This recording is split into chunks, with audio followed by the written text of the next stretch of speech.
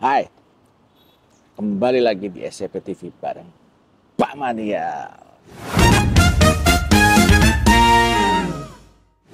Oke, kali ini mau menyikapi atau merespon beberapa hal mengenai pemberitaan Prabowo, ya kan, dalam beberapa hari belakangan ini. Prabowo ini udah kelihatan lah sinyalnya dia untuk membentuk kabinetnya, kemudian udah memanggil sejumlah orang untuk bisa masuk dan menempati beberapa posisi di pemerintahannya nanti. Nah, tanggal 20 Oktober ini Prabowo akan segera dilantik, ya kan. Ini disclaimer dulu, saya memang membicarakan Prabowo, ya kan. Tapi saya agak males lah kalau nyebut harus Prabowo Gibran. Karena menurut saya kurang kurang apa ya? Kurang beretika lah gitu loh. Dari sisi dia mencalonkan diri sampai ternyata dia punya rekam jejak digital yang saya rasa nggak patut dicontoh. Nah, kemudian kembali lagi ke Prabowo. Prabowo ini diberitakan sudah memanggil sejumlah orang untuk menempati posisi sebagai menteri. Tapi diberitakan sampai ratusan, bahkan 108 menteri kalau saya nggak salah. 108 menteri. Karena dari sebelumnya ya itu hanya 30 atau 30-an menteri lah di zaman Jokowi. 30 menteri dan 4 kabinet. Ya, Kemenko, sorry. 4 Menko ya. Nah, ini kemudian ini menjadi satu persoalan. Kenapa? Karena terlalu banyak sekali jumlah menteri yang ada. Ini mengindikasikan bahwa ya memang kita tahu dukungan Prabowo itu disupport oleh banyak pihak. Tapi maksud saya adalah apa? Ini mengindikasikan bahwa ada politik balas budi yang luar biasa besar karena menempatkan setiap lini dari orang-orang yang merasa sebagai pendukung terbaik ini harus ditempatkan untuk di jajaran menteri atau setingkat menteri. Ini kan luar biasa ya. Ini akan menambah beban anggaran negara tentunya. Kemudian kalau misalkan ada perumahan-perumahan untuk menteri itu juga harus ditambah lagi. Apakah mungkin nanti di IKN juga akan ditambah juga? Kita nggak tahu, tapi ini sungguh luar biasa besar gitu. Di tengah keterpurukan kita dalam menyikapi perekonomian kita yang ada, ya kan masih banyak warga-warga kita yang masyarakat atau rakyat Indonesia yang hidup dalam kesusahan. Tentunya jumlah penambahan angka menteri ini ya, ini akan sangat membebani anggaran negara. Ini luar biasa. Apakah nanti tidak cuma dari sisi penghasilan per bulan, tapi tunjangan-tunjangannya ada, termasuk fasilitas, itu pasti akan membengkak. Sedangkan utang kita belum tahu solusinya seperti apa nanti untuk bisa mereduce utang yang sudah bengkak, gitu. Menurut saya, ya,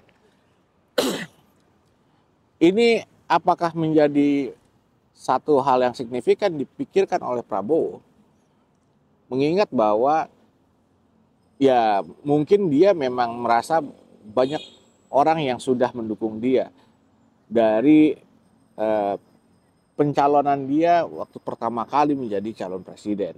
Hingga akhirnya di tahun 2024 lah dia ini baru tercapai. Tapi walaupun seperti itu, saya cuma bisa mengatakan jangan sampai ini membuang-buang anggaran. Karena yang terbebani pada akhirnya rakyat juga. Belum lagi beberapa orang yang terpilih, menurut pribadi saya ini tidak memiliki kompetensi ya kan untuk menempati posisi tersebut. Karena apa? Ya kita udah tahu lah kualitas-kualitasnya mereka, Gitu. Saya tidak berani untuk secara gamblang mengatakan si A ini nggak bagus, si B ini nggak bagus, tidak. Tapi lihat aja dari pemberitaan. Kenapa seperti itu? Ya kan? Jadi terkesan memang pembagian kursi menteri ini adalah sebagai politik balas budi. Ya, ini saya nggak ngerti apakah ini sudah diperhitungkan atau belum. Karena menurut saya kalau sampai dia tidak memperhitungkan anggaran-anggaran yang ada dan pada akhirnya harus berhutang lagi, ya. Lantas di mana Pak Prabowo ini memikirkan rakyatnya?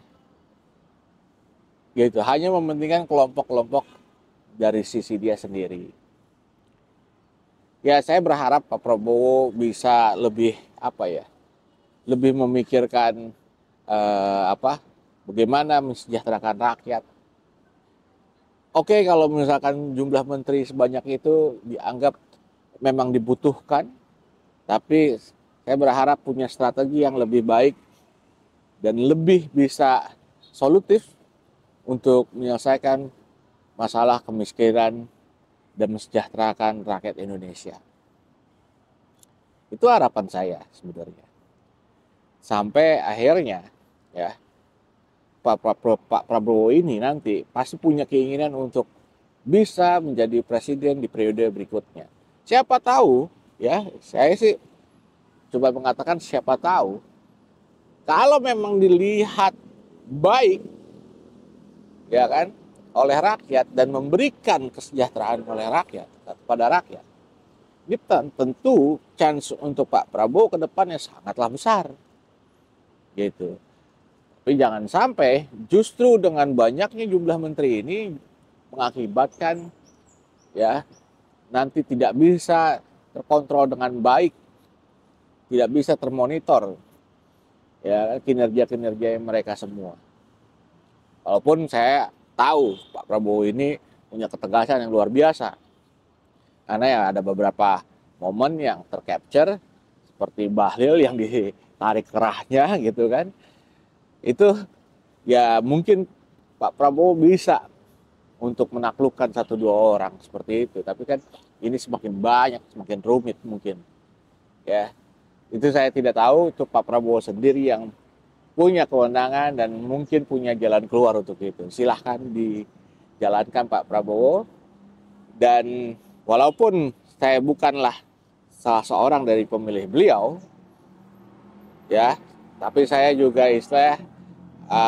mau nggak mau harus mengikuti konstitusi untuk mengakui dia ketika 20 Oktober nanti adalah seorang presiden di Republik Indonesia.